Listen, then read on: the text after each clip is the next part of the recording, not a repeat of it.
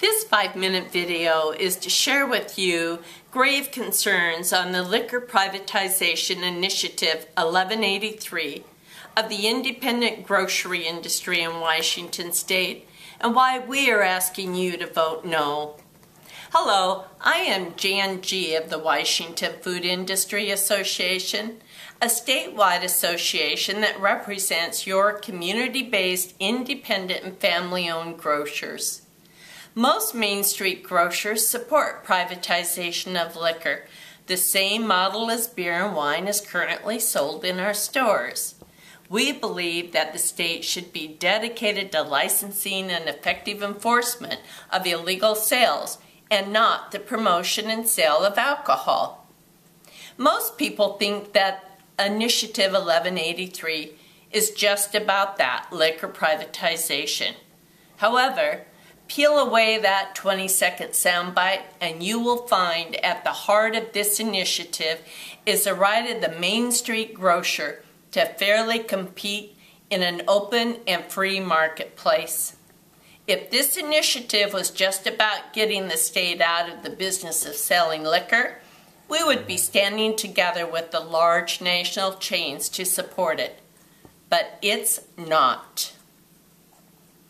At the heart of 1183 is the manipulation of government regulation to grant market advantages to large national chains in the warehousing, distribution, taxing, and pricing of liquor products that are not permitted for the Main Street grocer.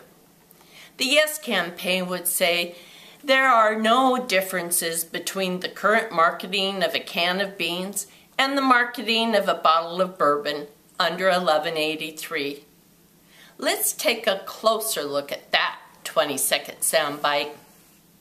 Main Street grocers receive product from a grocery distribution warehouse where small grocers can combine their purchasing power to compete with the large chains who own their own warehouses and trucks.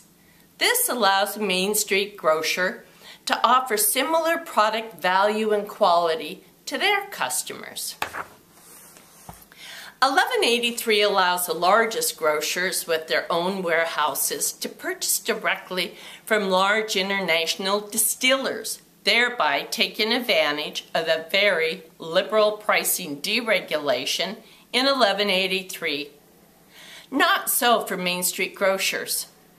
They will bypass all the local distributors that deliver everyone's beer and wine today. Not so for the local grocer. To further stifle competition, the large chains provided themselves an exemption to avoid a $60 million special tax assessment levied the first year that is only on local distributors from whom Main Street grocers must purchase liquor. All of these barriers in 1183 on Main Street grocers and local distributors and the deregulation of the largest stores will create such a price differential on the retail sale of liquor that consumers will likely be driven to the larger stores.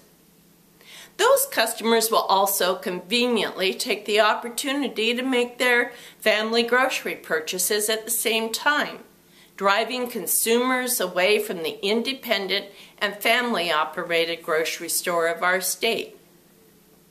Not only will 1183 hurt Main Street grocers, their employees, and customers, it will cause significant job loss among local beer and wine distributors who currently serve all stores, large and small.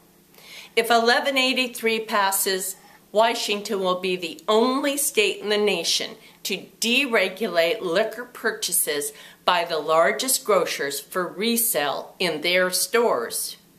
Are voters going to let big business trounce on Main Street grocers with their 20-second soundbite of liquor privatization?